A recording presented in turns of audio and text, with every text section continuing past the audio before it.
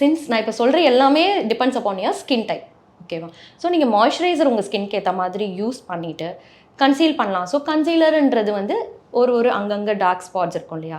So அதெல்லாம் கவரப் பண்ணிவிட்டு, under eye கவரப் பண்ணிவிட்டு, அதோட கன்சீலர் எப்போயுமே ஒரு டோன் வந்து டார்க் ஷேட் யூஸ் பண்ணுறது நல்லது. ஸோ கன்சீலர் வந்து நீங்கள் யூஸ் பண்ணிவிட்டு அதுக்கு மேலே லைட்டர் ஷேட் ஃபவுண்டேஷன் யூஸ் பண்ணணும். அப்போ என்ன ஆகுனா உங்கள் ஃபேஸ் வந்து நீட்டாகிடும், க்ளீன் ஆகிடும். ஸோ மேக்கப் போட்ட மாதிரியே தெரியாது, உங்களோட டார்க் ஸ்பாட்ஸும் கவர் ஆகிடும்.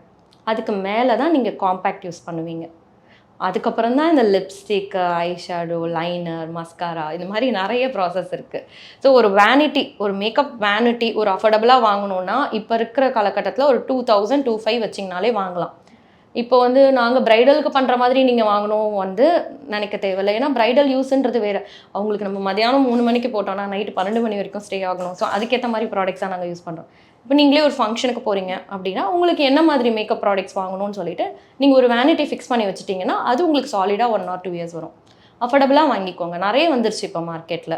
அதுக்கேற்ற மாதிரி அஃபோர்டபுளாக வாங்கிக்கோங்க. ஃபஸ்ட்டு ஒரு மாய்ஸ்சரைசர் சூஸ் பண்ணுங்கள் பேசிக்காக. அதுக்கப்புறம் ஒரு ஃபவுண்டேஷன், கன்சீலர், அப்புறம் காம்பேக்ட். உங்களுக்கு ஆயிலி ஸ்கின்னுனா அதுக்கேற்ற மாதிரி பிபி க்ரீம் இல்லை டிண்டட் மாய்ஸ்சரைசர் அந்த மாதிரி யூஸ் பண்ணிவிட்டு ட்ரான்ஸ்லண்ட் பவுடராக காம்பேக்டானு நீங்களே டிசைட் பண்ணிக்கோங்க.